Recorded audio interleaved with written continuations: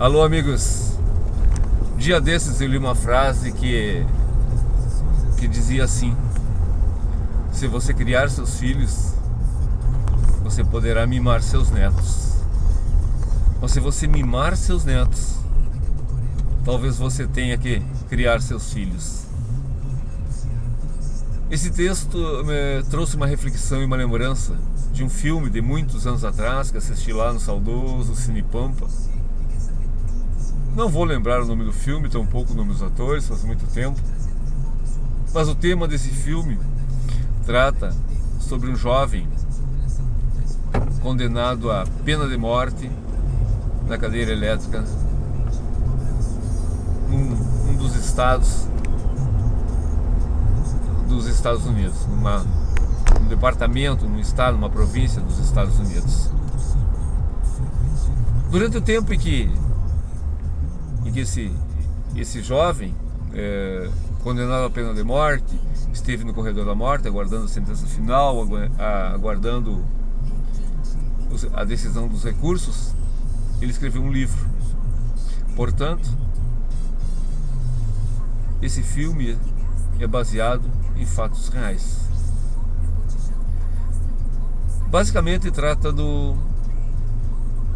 uma história em que conta que um jovem, quando ele muito pequeno, quando ele muito criança ainda, ele achava que ele tinha os melhores pais do mundo. Porque os pais das outras crianças só deixavam as crianças brincar na rua com os vizinhos até as 8 da noite. Ele não. Ele podia brincar até 10 da noite, 11 da noite, meia-noite, sem problema algum. Os pais dele não cobravam ele. Aliás, quando ele chegava em casa, encontrava muitas das vezes o pai bêbado, dormindo no sofá, a mãe na cozinha ou no quarto com seus próprios afazeres. E o tempo foi passando, e ele achando que aqueles eram os pais ideais, que todos os pais eram assim. Só que ele estranhava que os pais das outras crianças obrigavam elas a ir para casa, e os dele não. Chegou a época escolar, suas notas não eram muito boas, mas seus pais não incomodavam, não davam bola, não perturbavam. E ele via que os pais das outras crianças, quando tiravam nota baixa, eles ficavam de castigos, perdiam benefícios, não podiam ir ao clube, não podiam ir à praça, não podiam ir ao parque. Os pais dele não. Os pais dele não se preocupavam com as notas dele, como ele estava saindo, ou não. Não havia a menor importância. E ele continuava achando que ele tinha os melhores pais do mundo. E o tempo foi passando, e chegou a adolescência, testosterona à flor da pele, querendo conhecer o mundo, querendo desbravar as fronteiras.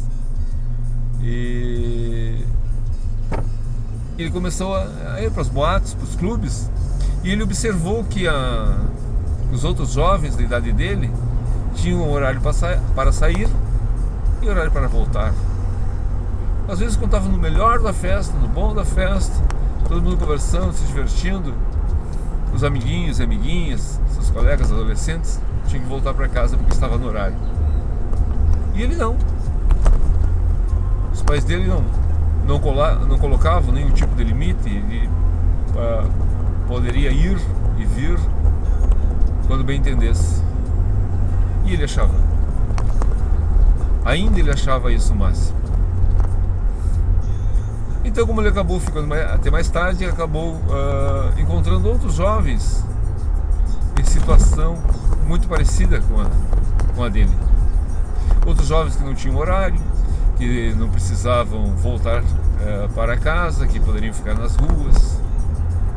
E ele acabou se enturmando com esses jovens. Com esses jovens, ele foi apresentado primeiro cigarro, depois a bebida.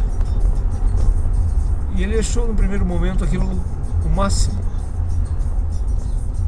Ele estava livre, liberto, sem algemas, sem ninguém para prestar conta, sem ninguém a lhe cobrar, a lhe exigir nada.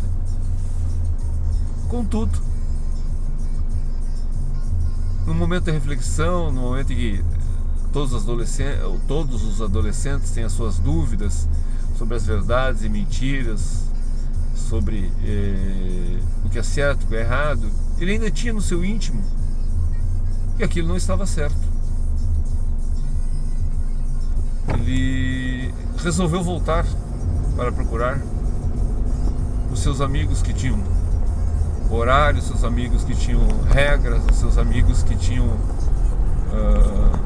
pais preocupados, que tinham notas boas, que previa-se um futuro promissor para eles.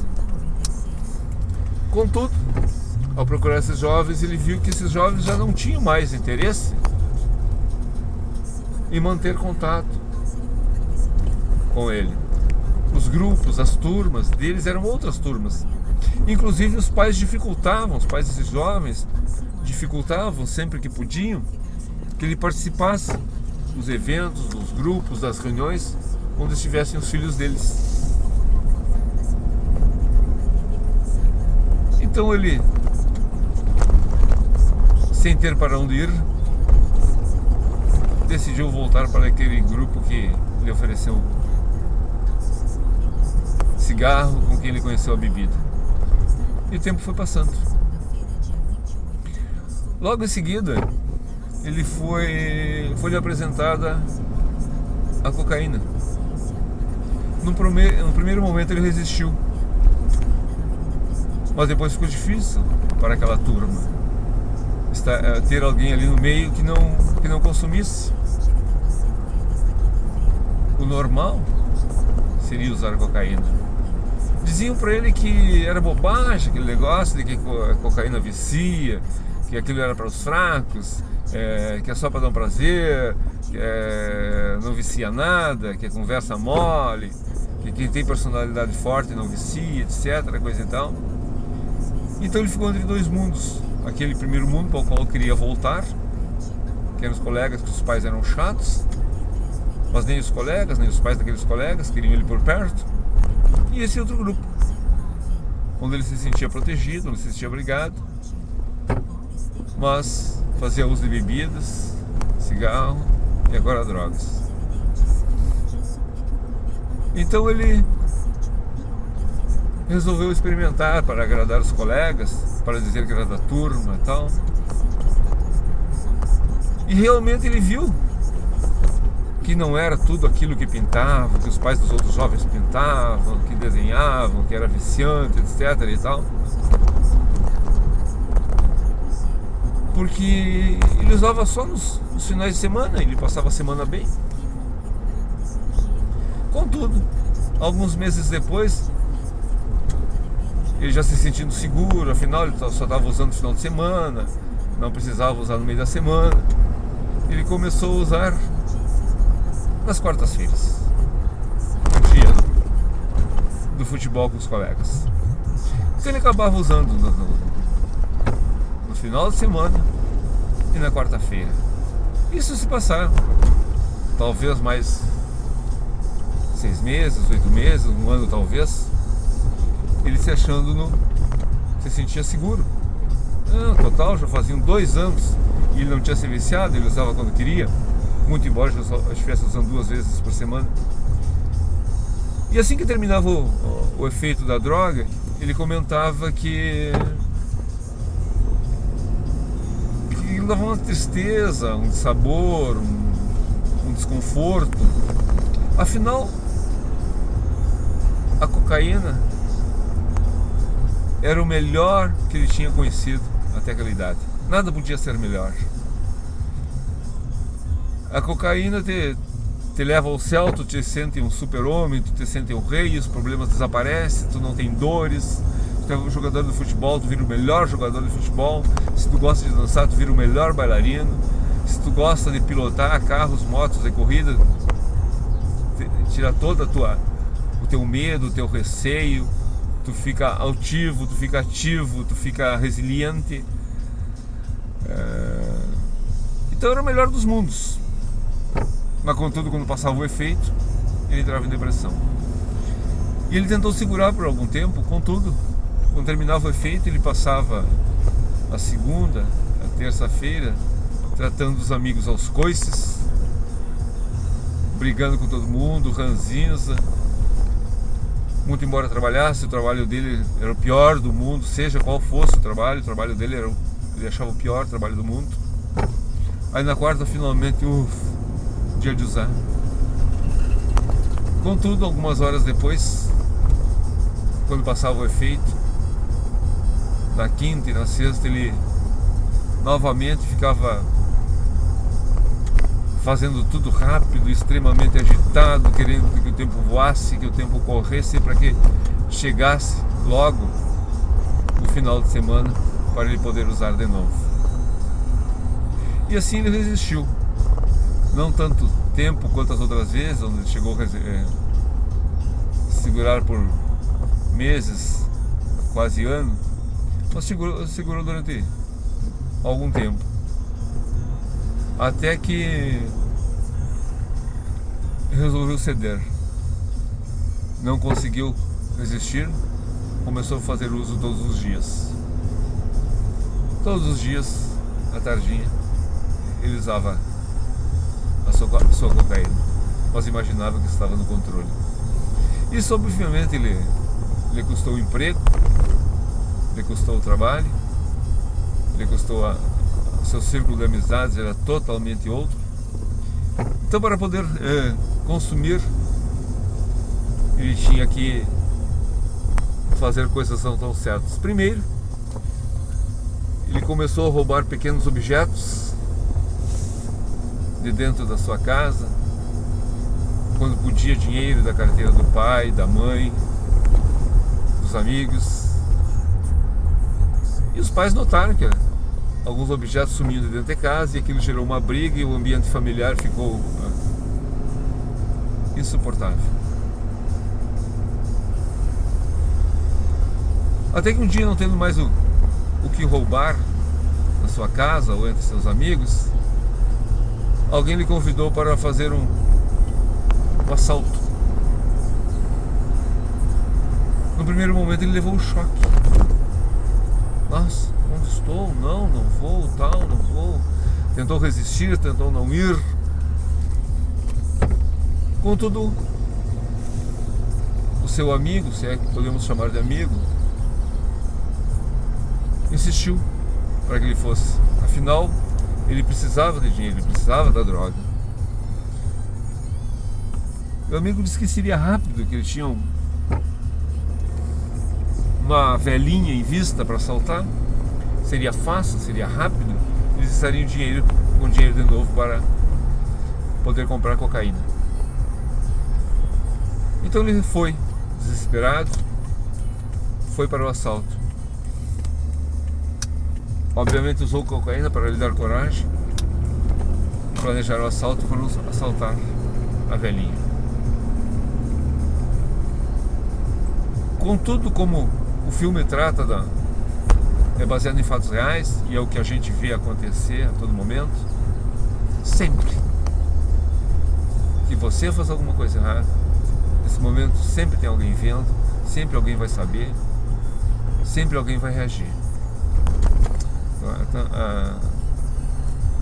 É por isso mesmo que todos os malandros, os espertalhões, os espertos estão no presídio. Então eles foram assaltar a velhinha, e a velhinha realmente não reagiu. Foi fácil tirar o dinheiro que ela tinha sacado da sua aposentadoria. Contudo, na hora que estão fugando, eles se deparam com um policial paisano. Esse policial, vendo esse assalto, reage, atira, o amigo dele acaba sendo morto, e ele, para não ser morto, acaba se rendendo e vai parar no presídio. Em virtude de todo esse histórico, ele é preso e condenado à pena de morte.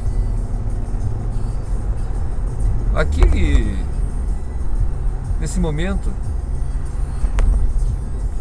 aquele jovem ainda, como um filme na sua cabeça, lembrava dos seus pais, que não não lhe cobrava volta para casa cedo, deixava ele ficar na rua até tarde da noite, e quando adolescente não queriam nem saber das suas notas, como estavam, como não estavam, e depois já quase adulto, podia ficar na rua quando quisesse, pelo tempo que quisesse. Esse filme passou na sua cabeça.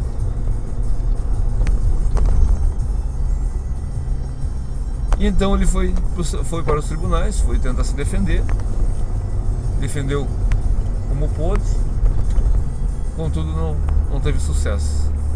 Foi condenado à pena de morte. E no dia da execução, depois de esgotados todos os recursos, anos e anos e anos e anos esperando numa cadeia, numa solitária, chegou o fatídico dia. Ele confessa no último capítulo que ele ansiava mesmo por esse final, que ele queria uma nova chance. Na cadeia ele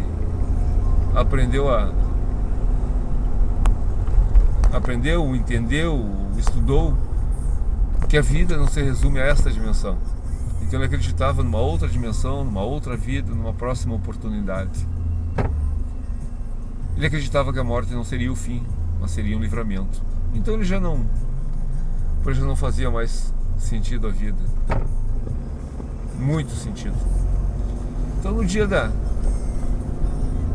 execução, ele está sentado na cadeira elétrica, chega o padre, faz a última unção.